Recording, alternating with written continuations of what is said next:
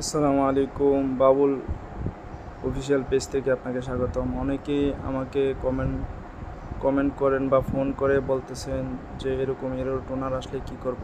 আসলে error toner আসলে মূলত জব সমস্যা হয়ে থাকে, আপনার চিপসের সমস্যা হয়ে থাকে প্রায়। যদি চিপসের সমস্যা না হয় সেক্ষেত্রে আপনি এই কার্ট্রিজটা খুলে আপনি চিপসের পিছনে অনেক সময় ময়লা থাকে, ওই ময়লা যদি আপনি একটু কাপড় দিয়ে পরিষ্কার করে নেন বা যে কোনো একটা কাপড়ে একটু ঘষা দিয়ে তারপরে যদি আবার চিপসটা লাগিয়ে নেন সেক্ষেত্রে হয়তো ঠিক হয়ে যেতে পারে। আর যদি ঠিক না হয় সেক্ষেত্রে অবশ্যই আপনার এই চিপসটা চেঞ্জ করতে হবে। চিপস চেঞ্জ না করে অন্য ওয়েতে আপনার মেশিন চালাতে পারবেন। সেক্ষেত্রে কিভাবে চালাবেন আমাকে কমেন্ট করলে আমি আপনাকে বলে দিব। আর যদি অন্য ওয়েতে যদি চালান সেক্ষেত্রে আপনার